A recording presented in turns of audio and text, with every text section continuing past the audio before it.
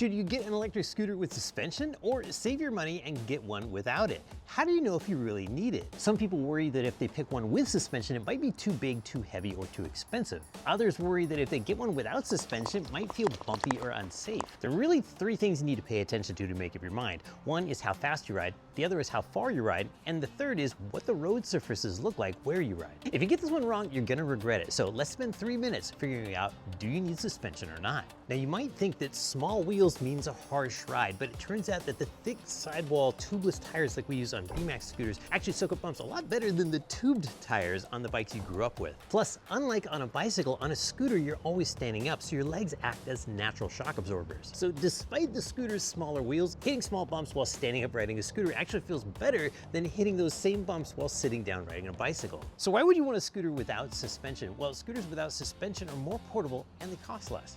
No swing arm or suspension means the scooter is lighter and folds down smaller. And less money for suspension means more money for a big battery and longer range. Of course, the downside of no suspension is if your roads look like they're straight out of a zombie apocalypse, or if you're riding more than 10 miles at a time, all those little bumps in the road can wear you down. So when do you really need full suspension? Well, if you're going 25 miles per hour or faster, all those little tiny rocks and twigs in the road are coming at you a lot faster, and proper suspension helps you roll right over the small stuff you don't have time to avoid. Or if you regularly ride more than 10 miles at a time, those little bumps can start to get really annoying after a while. I tested more than 200 electric scooters, Electric Scooter Guide, and on all of those range tests, the scooters that didn't have suspension, after about 10 miles, started really hammering my hands. In particular, the ones with stiff frames like the original 9bot Max, you could really feel it right here in your hands. So we've covered how fast and how far you ride, but of course, where you ride is the most important of all. If your roads are post-apocalyptic, then you're just gonna need full suspension no matter what speed you ride, because you can't avoid the potholes if your whole road is one big pothole. Watch out for this next trap on cheap scooters. A lot of full suspension scooters are made with cheap suspension.